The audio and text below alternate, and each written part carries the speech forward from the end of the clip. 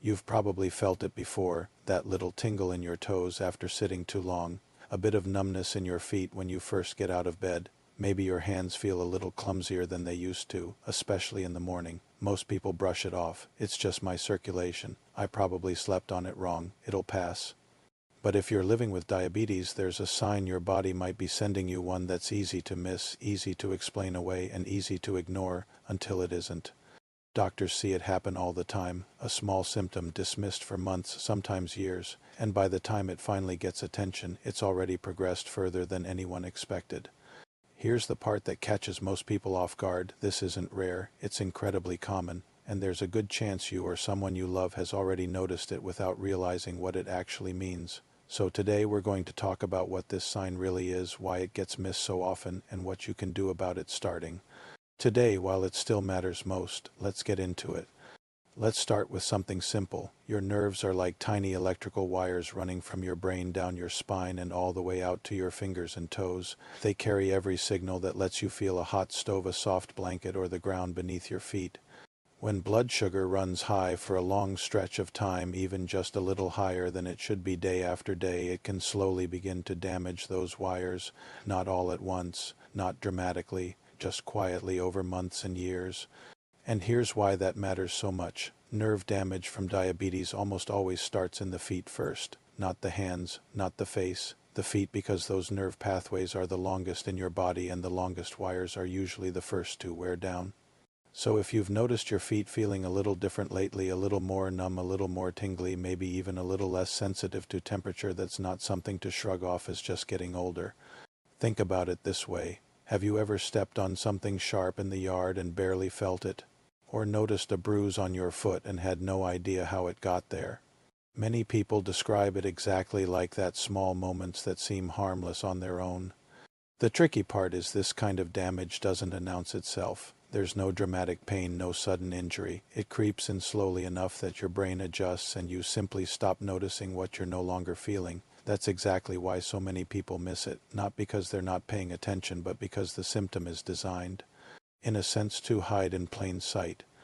Here's something that surprises a lot of people. Numbness isn't actually the first symptom, it's usually one of the last. Before numbness ever sets in, most people go through a phase of tingling, burning, or a strange pins and needles feeling, especially at night. It's easy to blame on a bad night's sleep, tight socks, or sitting with your legs crossed too long. And because it often comes and goes, it doesn't feel urgent. It feels like a minor annoyance. This is where the misunderstanding usually happens. Many people assume nerve damage means constant, obvious pain, something you couldn't possibly miss, but in reality it's often the opposite. The damage tends to be quiet, inconsistent, and easy to rationalize away. Take something as ordinary as putting on shoes in the morning. Someone might notice their foot feels a little asleep, shake it out, and move on with their day the same way they have for months. They're not ignoring a warning, they simply don't know it is one. And this is the part that catches a lot of people off guard. By the time numbness becomes noticeable and constant, the nerves involved have often already been affected for a while. That doesn't mean it's too late, but it does mean the earlier signs deserve more attention than they usually get.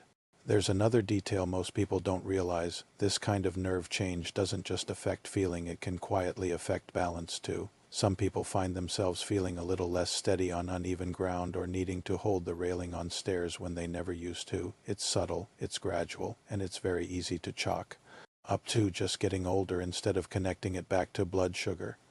That connection between small sensory changes and long-term blood sugar patterns is exactly what tends to get missed in everyday conversations, even at routine checkups, unless someone specifically asks about it.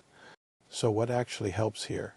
The good news is that this is one of the most manageable parts of diabetes care once you know what to look for and what to do about it. The first habit worth building is a simple one: check your feet, not once a year at a doctor's visit, regularly at home. Some people do it every evening while watching TV right before bed. You're looking for anything new: a cut you don't remember getting, a blister, a callus, or a spot that looks a little redder or different than the skin around it. Because when feeling is reduced, small injuries can go unnoticed longer than they should, and catching them early makes all the difference. Next, pay attention to your shoes. This sounds small, but it matters more than people expect. Shoes that are slightly too tight or worn thin at the sole can cause pressure points you simply can't feel the way you used to. A lot of people don't realize that something as ordinary as a new pair of well-fitting supportive shoes can meaningfully reduce the risk of injury. Then there's the piece that ties everything together: blood sugar consistency, not perfection consistency. Big swings, especially repeated highs, are what tend to accelerate nerve stress over time. Small steady habits, a short walk after meals, keeping meals balanced rather than heavy in refined carbs, staying hydrated, all support steadier blood sugar, which in turn supports your nerves. Here's a mistake worth mentioning because it's incredibly common: waiting for pain before taking action. Many people assume that if something were seriously wrong it would hurt, but with nerve damage, discomfort often shows up late, not early. That's exactly why proactive habits matter more than waiting for a clear signal. And one more thing that's easy to overlook: mention any tingling, numbness, or balance changes to your doctor directly, even if it seems minor. Nerve-related symptoms don't always come up naturally in a short appointment unless you bring them up yourself. A simple foot exam or a quick sensation test can offer real clarity in just a few minutes. Here's the truth worth holding on to: catching this early changes everything. Nerve damage that's identified in its beginning stages can often be slowed significantly, sometimes even stabilized, especially when blood sugar management improves and those small daily habits become routine. That tingling in your feet, that occasional numbness, that moment of feeling a little less steady than you used to, none of that means something is wrong with you. It means your body is communicating quietly the way it often does, and now you know how to listen.